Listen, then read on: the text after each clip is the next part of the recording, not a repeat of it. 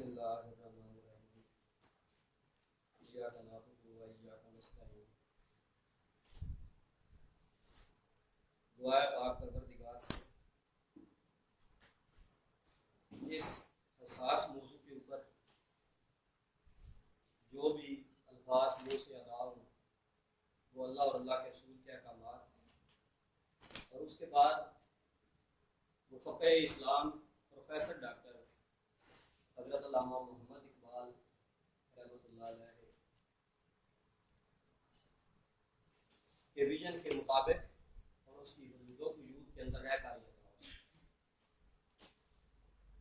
मैं सबसे पहले अलगाल सोसाइटी जो कि एक इल्मी बज़्म है, उसके तमाम मेंबरान का शुक्रगुजार हूँ। आप सब ने शब बरात की और मुसर्रत सातों में और बाबरकत सातों में इतने खूबसूरत मौजू का इंतखाब फरमाया, और बड़े बुलंद पाया शख्सियात जनाब प्रोफेसर साजिद साहब और चौधरी नसरुल्लाह बराइश साहब, आप दोनों को मदऊ किया और मुझ नाचीज़ को भी दावत दी। यकीनन मैं इस काबिल तो नहीं हूँ, लेकिन अब आपने याद किया और हुक्म दिया, उसकी तामील बंदा नाचीज़ पर ज़रूरी है। इंतज़ामिया के अफराद खुसूसन मेरे नहायत ही काबिल एहतराम बुजुर्ग, मेरे बड़े भाई दोस्त हाजी बशीर साहब, जनाब सलमान अफजल साहब, जनाब आकाश गोंदल साहब और बाकी जुमला दोस्त अहबाब, और खुसूसन जनाब मुस्तनीक साहब, आप सब की इस काविश को दिल की गहराइयों से सल्यूट पेश करता हूँ। मेहमानाने ग्रामी, गाँव से आए हुए दोस्त अहबाब जो इस साहब के साथ तशरीफ फरमा, दोनों साहिबान जनाब फहीम अब्दुल्ला एडवोकेट साहब, जनाब उमैर अशरफ मार्क साहब और बाकी सब दोस्त अहबाब जो तशरीफ फरमा हैं, तो सबका भी शुक्रिया।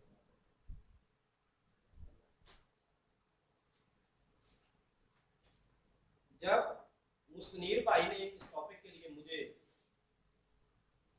इन्फॉर्म किया कि हम ये करने जा रहे हैं, रब्ते मिल्लत, इसके ऊपर डिफरेंट लोग अपना नुक्ता निगाह पेश करेंगे, तो मैंने मुस्तनीर भाई से कहा कि ये इतना बड़ा मौजू है कि इसको चंद सातों में समेटा नहीं जा सकता, और मैं मुबारकबाद पेश करता हूँ आपको। आपने नजरिया पाकिस्तान से हमांग और आज की जरूरत के ऐन मुताबिक इस मौजू का इंतखाब।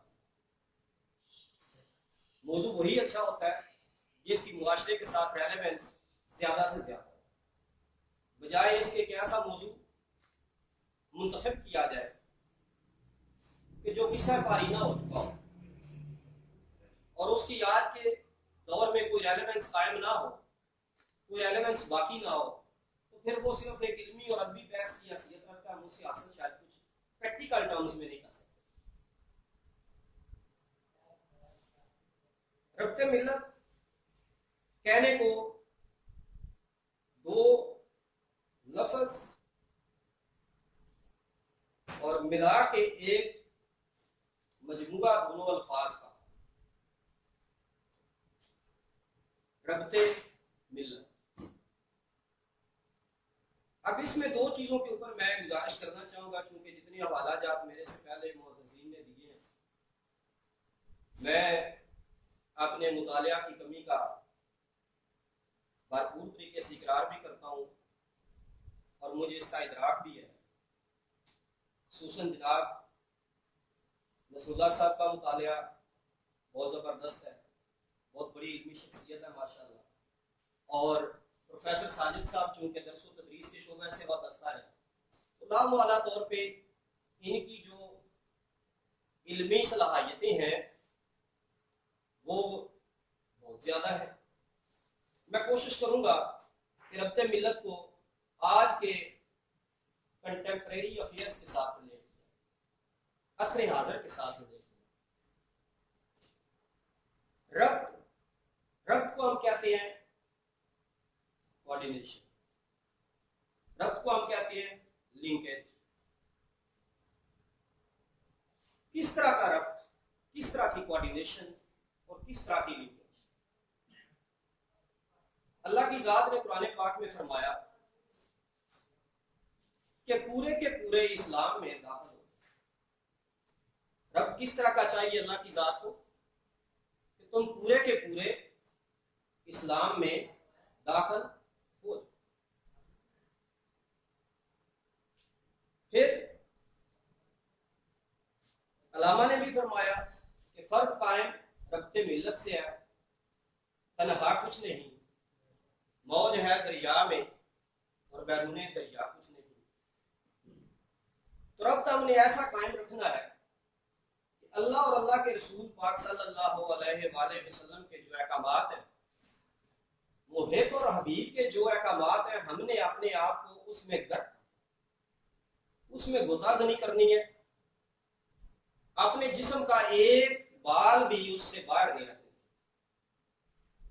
तो फिर आकदा होगा कि पूरे का पूरे इस्लाम में दाखिल हो जाओ, तो ये बनेगा रब्त।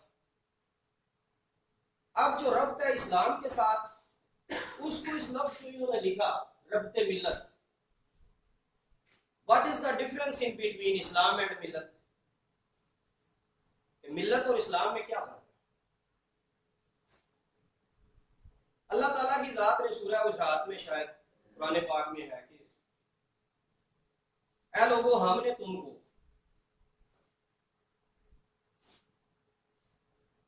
जिसमें वाहिद, जिसमें जिक्र है आगे एक नर और एक मादा से तकलीफ किया, फिर तुम्हें मुख्तलिफ कबाइल और बरादरियों में तकसीम कर दिया ताकि तुम एक दूसरे को पहचान सको। लेकिन तुम में से सबसे ज्यादा अफजल वो है जो ज्यादा मुत्तकी और परहेजगार है, या शायद इस तरह से लिखा हो गया जिसके अमाल ज्यादा अच्छे हैं। क्योंकि मैंने पहले बताया कि मेरी जो स्टडी कमजोर है उसके ऊपर मैं थोड़ी सी माफी का तरफ हूँ। मफहूम की हद तक बात दुरुस्त होगी, अल्फाज में कोई कमी पेशी हो तो अल्लाह और अल्लाह का रसूल भी मुझे माफ फरमाए और आप भी माफ फरमाए। अब जब अल्लाह की जात ने हमें मुख्तलिफ कबाइल और बरादरियों में तकसीम कर दिया, तो इंसान की पहली पहचान,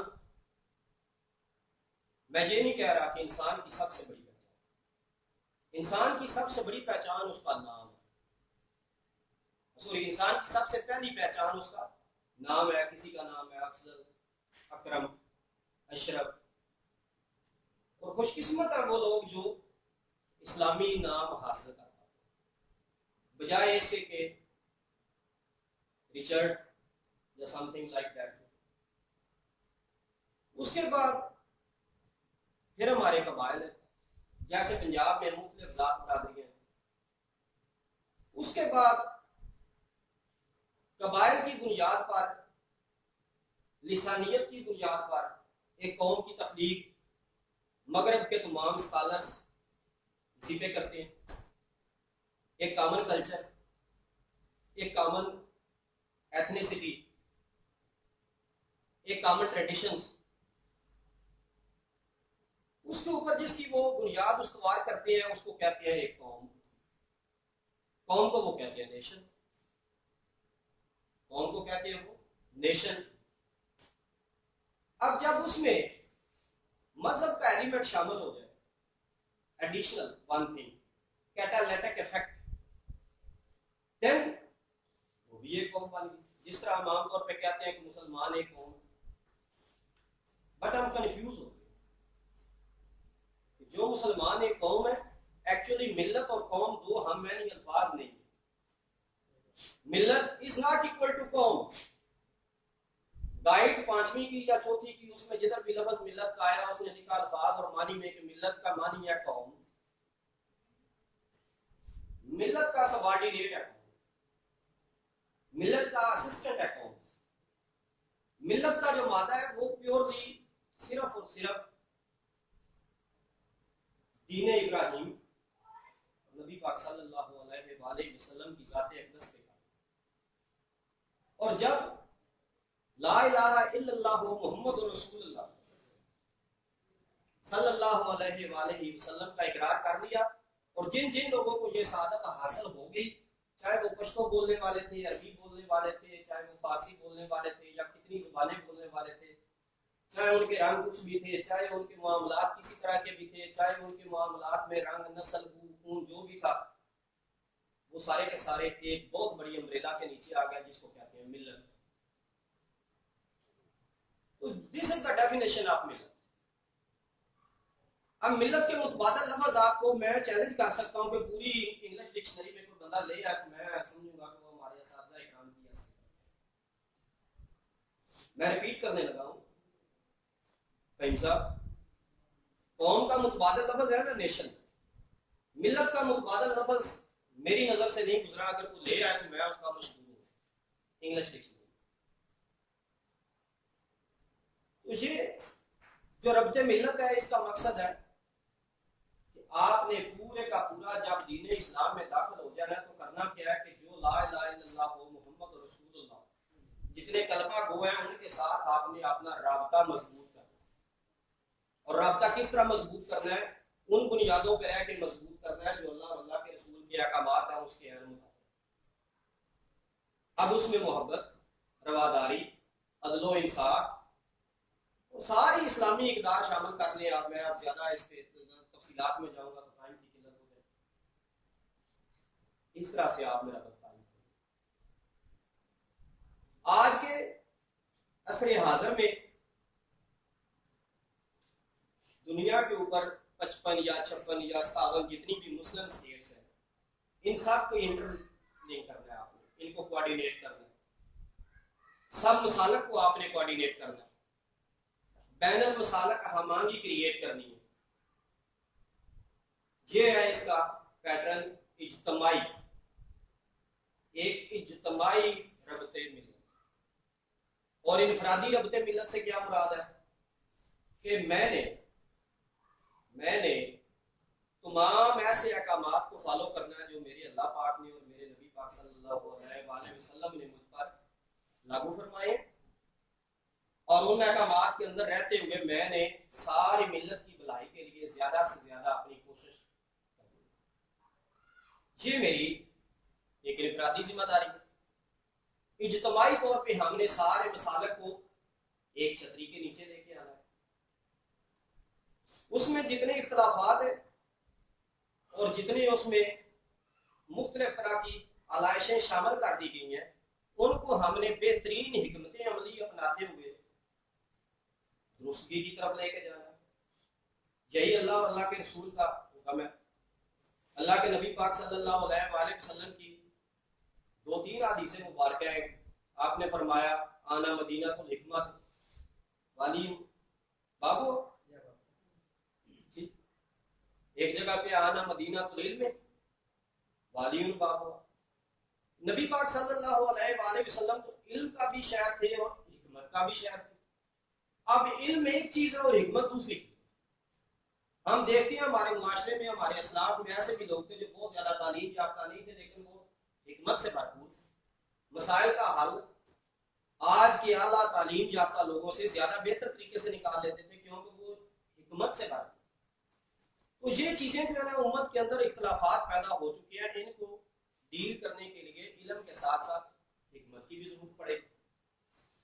तो ये इसका एक इज्तमाई फरीजा है हम सब। अल्लाह ताला की जात में कुरान पाक में फरमाया वासिमु बिहब्लिल्लाह, वासिमु बिहब्लिल्लाह जमीअन वाला तफर्रकू, कि तुम सब मिलकर अल्लाह पाक की रस्सी को मजबूती से पकड़ लो। अब इसके बाद क्या फरमाया, वाला का फर्राकू, और आपस में फरकाबाजी में ना पड़ो। और अल्लाह की रस्सी क्या है? ला इलाहा इल्लल्लाह मुहम्मद रसूलुल्लाह। आपके 6 के 6 कलमे ही इसी चीज की तो तशरीह है। कहते हैं ना 6 कलमे, पहला कलमा ला इलाहा इल्लल्लाह मुहम्मद रसूलुल्लाह बेसिक, अगले 5 कलमे इसकी तशरीह है। अलिफ लाम मीम से लेके बंदास तक सब इसी की तशरीह है।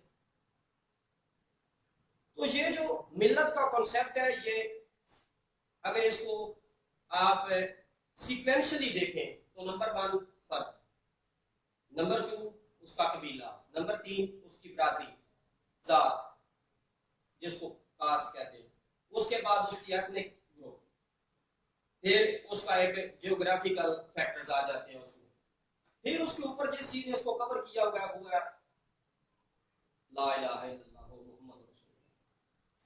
जो इस छतरी के नीचे आ गया वो मिल्लत में शामिल हो, और सबसे बड़ी और सबसे मोतबर पहचान ही है। वो अलामा ने कहा ना, इस तरह से अब वो शेर के बुताने रंगों खून को तोड़कर, बुताने रंगों खून को तोड़कर मिल्लत में गुम हो जाना, पुरानी रहे बाकी ना, ना अफगानी ना ईरानी, ठीक है। हाँ, कि उसको तोड़ दो, उसको खत्म कर दो और उसमें आ। नबी पाक सल्लल्लाहु अलैहि वसल्लम ने फरमाया कि मुसलमान जस्द वाहिद की तरह, तो उसके एक हिस्से में तकलीफ हो तो सारा जिस्म दर्द महसूस करता है। फिर नबी पाक सल्लल्लाहु अलैहि वसल्लम ने एक और मौका पर इरशाद फरमाया कि मुसलमान उम्मत एक ऐसी इमारत की तरह है, और हर मुसलमान उसके एक ईंट की तरह, कि अगर उसमें से एक ईंट भी निकाल ली जाए तो इमारत की खूबसूरती भी डैमेज होती है और उसकी मजबूती भी डैमेज होती है। फिर नबी पाक सल्लल्लाहु अलैहि वसल्लम खाना काबा में तशरीफ फरमा थे। अल्लाह के रसूल ने इस तरह अपनी शहादत उंगली मुबारक खाना काबा की तरफ इशारा करके फरमाया, ऐ काबा बेशक तू बहुत इज्जत वाला है, तू अल्लाह का घर है और तू बहुत इज्जत वाला है, लेकिन मुझे रब्बे काबा की कसम कि तेरी जितनी भी इज्जत है उससे एक मुसलमान की इज्जत तुझसे अफजल है। आज के दौर में मसला ये होगा कि हमने इस कंसेप्ट को पीछे कर दिया। इंटरनेशनल कुव्वतों ने फंडिंग शुरू कर दी, भाई को भाई में लड़वाना शुरू कर दिया, आपस में इख्तिलाफात को हवा देना शुरू कर दी, जिसकी वजह से हम अपना असल दर्स भुला रहे हैं। अल्लामा इकबाल की भी कुछ इसी तरह से फिक्र थी, क्योंकि अल्लामा इकबाल का कलाम कहते हैं कि वो हरफ का हरफ कुरान का तर्जुमा है, और कई दफा ऐसे ये साथ पकड़। अल्लामा ने भी तो कहा था कि डाली गई जो फसले खजा में शजर से टूट, डाली गई जो फसले खजा में शजर से टूट, मुमकिन नहीं हरियो सिहाबे बहार से, है लाजवाल ऐदे फिजा उसके वास्ते, कुछ वास्ता नहीं उसे बरगो बहार से, है तेरे गुलस्तान में भी फसले फिजा का दौर, खाली है जेबे गुल जरे कामले अयार से, मिल्लत के साथ राबता उस्तवार रख, व्यवस्था रह शजर से उम्मीदे बहार।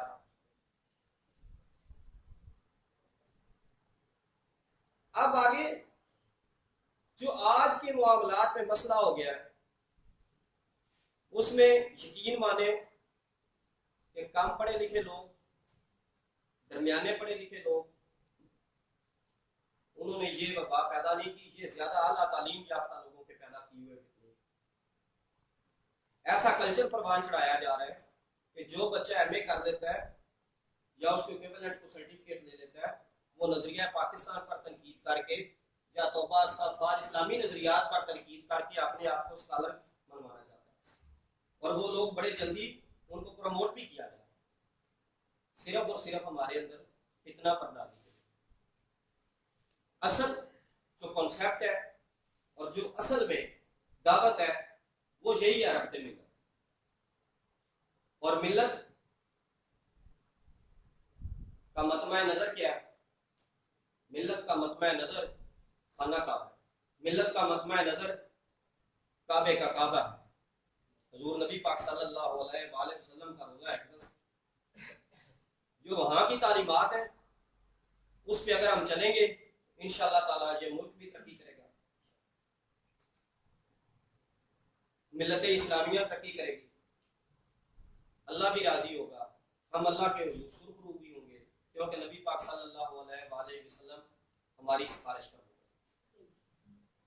खुदारा आज के जितने फितने हैं, जितनी तफावत पैदा कर दी गई है, जितनी तकसीम पैदा कर दी, इससे बचने की कोशिश करें। हमारे पीरो मुर्शिद फरमाते हैं कि आप लोग जब भी किसी मजलिस में जाएं, अगर वहां पर तकसीम पैदा करने की कोशिश की जा रही हो तो समझे ये शैतानी महफिल है, और अगर वहां पर मोहब्बत पैदा करने की और आपस में इत्तफाक पैदा करने की कोशिश की जा रही हो तो समझे ये रहमान के बंदे हैं और अल्लाह के रसूल के ताबेदार। और रब्ते मिल्लत का भी यही सदा है कि सब लोग आपस में सारे ला इलाहा इल्लल्लाह मुहम्मद रसूलुल्लाह पढ़ने वाले आपस में जुड़ जाएं, एक दूसरे की ताकत बन जाए। मैं इन्हीं अल्फाज के साथ फिर से शुक्रिया अदा करता हूँ अलगारगून वेलफेयर सोसाइटी, बल्कि अलगारगून सोसाइटी का, जो कि एक इल्मी इदारा है। आपने बड़ा खूबसूरत टॉपिक मुंतखब फरमाया और बड़े आलीशान दोनों दोस्त अहबाब को आपने दावते किताब दी। मैं आज थोड़ा सा तबीयत की नासाजी भी थी, लेकिन मुझे उम्मीद है अल्लाह पाक इस नेक जज्बे के तो ख्याल मुझे भी सेहत और तंदुरुस्ती के साथ फरमाएगा इंशाअल्लाह। मैं आप सब की आमद का बहुत बहुत मशहूर हूँ, खुसूसन जनाब नसरुल्लाह साहब भाईजान आपका और सारे इम्तियाज साहब आपके कीमती अल्फाज, हाजी बशीर साहब आपका बहुत बहुत शुक्रिया, आपने बड़ा खूबसूरत इनेकाद किया है इस महफिल पाक का। अल्लाह ताला आप सब से राजी हो। पाकिस्तान फाइनल।